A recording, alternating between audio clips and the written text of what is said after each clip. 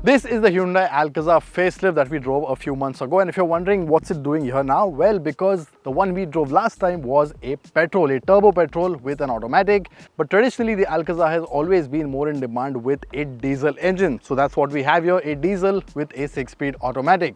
And today we're going to find out what's it like to perform out on the road, what's it like when it comes to the efficiency, and should you buy it over the petrol because now they are the same price.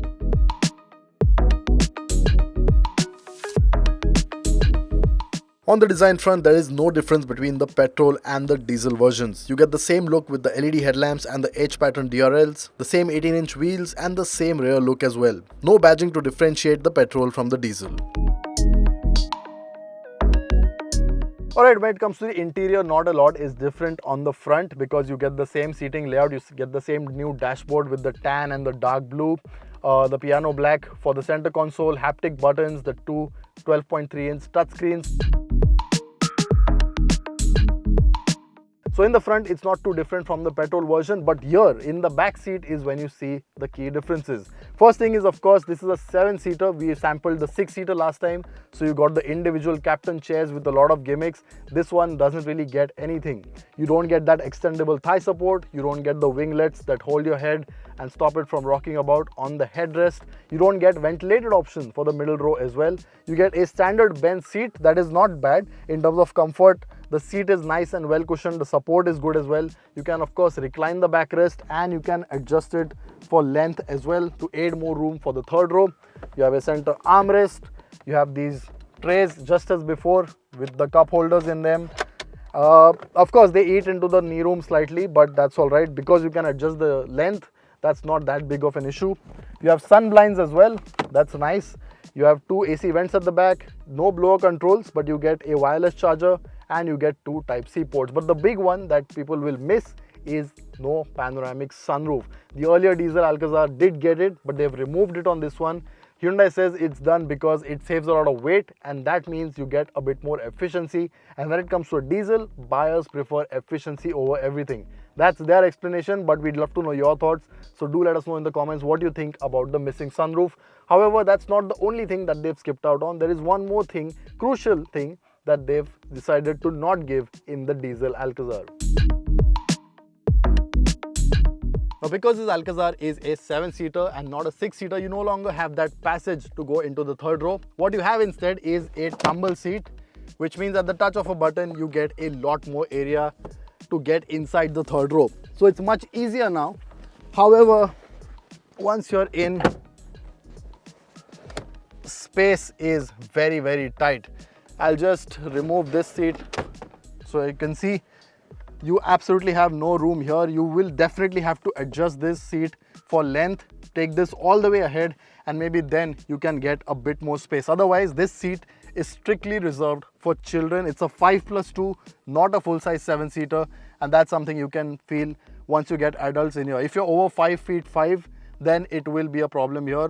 People under 5 feet 5 will not have a problem. That said, amenities wise, you do get Type-C ports for charging, you get your own AC vents in the back, and you get blower controls as well, along with 3-point seat belts for 2 passengers. Now, like I mentioned, along with the panoramic sunroof, there was one more thing that Hyundai hasn't really added on the diesel version, and that is a spare wheel. Instead, what you get here is a puncture repair kit. Nothing inside here, nothing at the bottom of the car either. So it's going to be a bit of an issue for owners because diesel owners tend to take their cars out a lot more, and given our road conditions, a spare wheel is an absolute must. That said, while the spare wheel is not standard, you can buy it as an optional extra from the dealer.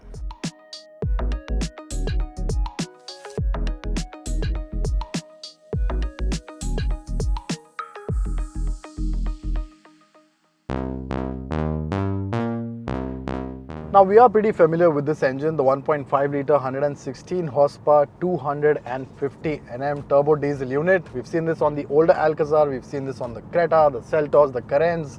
So it's not like we don't know what it's like. Refinement levels to begin with are not bad. Vibrations are very well contained. You've got nothing on the steering or on the panels. But as soon as you cross the 2000 RPM mark, get closer to 2500 is when you start hearing a lot more of that engine. So if you're cruising, once you get up to speed and keep it there, then it's fine. But as soon as you squeeze the accelerator for a quick overtake, you can hear a fair bit of that boom seeping in through the cabin. Now that's alright, because performance on this Alcazar is primarily on the bottom end of the rev range. As every diesel, you don't really end up revving these engines too much.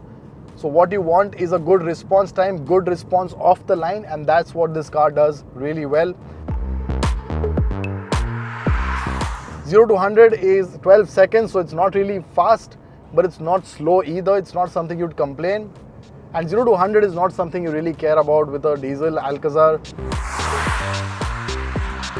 What you care about is those quick overtakes between 20 to 40, 20 to 60 in the city, and around 80 to 120 on the highway. What you want, you see a gap, you see a truck in front of you, you pull out, press on the accelerator,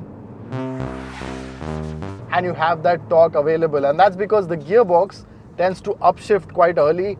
That means the revs drop down, you are around 2000 RPM at 6th gear if you're cruising at 100 kph.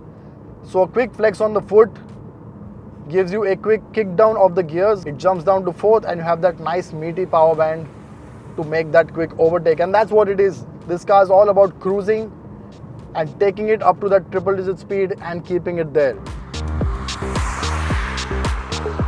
Now, power flows through via a 6-speed torque converter automatic. And like I said, the gearbox loves to jump to a higher gear earlier, and that's what you want with the diesel as well. Efficiency is the key. So as soon as you hit a bit of a plateau with the speed, if you're around 60, 65, it will jump to 6th and just keep you there. And only when you flex your foot, it will throw the gears down and give you that nice quick overtake. So very usable and very practical in that sense. But of course, it's not on the sportier side. And I don't think that's what you want. What you want with this car is a good amount of efficiency. And we've done an efficiency run with this as well. Full Autocar test standards, and here are the figures. With all the weight saving, the diesel Alcazar with an automatic gearbox returns 12.5 kpl in the city and 16.3 kpl on the highway. Now while the 6-speed torque converter does help with efficiency, what it also does get is a sport mode. All you need to do is slot this lever into S and the car goes into sport mode. What that does basically is lets you use a bit more of that torque. The gearbox does not upshift early, and that means you have a bit more performance, and that's handy especially when you're going uphill with a full load. You don't want the car to upshift there and lose traction and lose momentum. So a sport mode is definitely something that will come in handy. But of course this car gets drive modes as well. So you have Eco, Normal and Sport. Pretty self-explanatory. Eco will choke down the power, give you the best of efficiency. Normal is a bit of a balance, and Sport, as we saw, gives you a bit more performance. And on the topic of ride comfort, the ride is not too different from the Creta, so you have a good amount of firmness, and that means on bad roads at low speeds you do move about a fair bit inside the cabin. But what that firmness also translates into is a nice confident ride when you're on the highway. When you're on a nice smooth section of road, it sits nice and planted, and it is very reassuring, very confidence inspiring.